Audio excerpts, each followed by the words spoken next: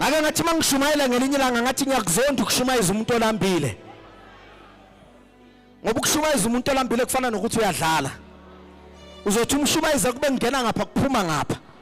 Why ngoba ulambile uyacabanga ukuthi nangisuka la ngizodlana. I hate poverty, ngiyayizonda inhlupheko mina.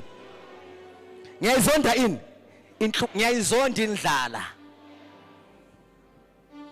Amen. Angeke manje mina ngisanishumayeza ukuthi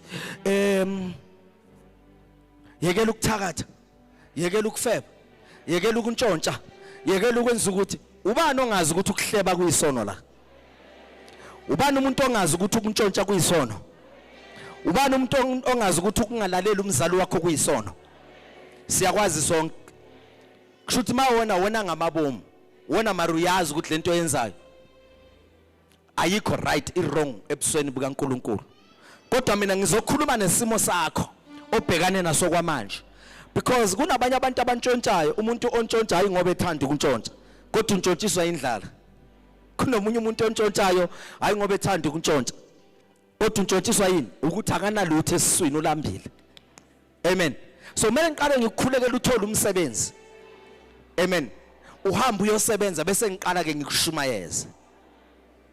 Bangaka abantu abathi umprofeti mina ngiyakholwa ukuthi okungenzeki kubantu kuNkulunkulu kuyenzeka. Baphakamisa izandla.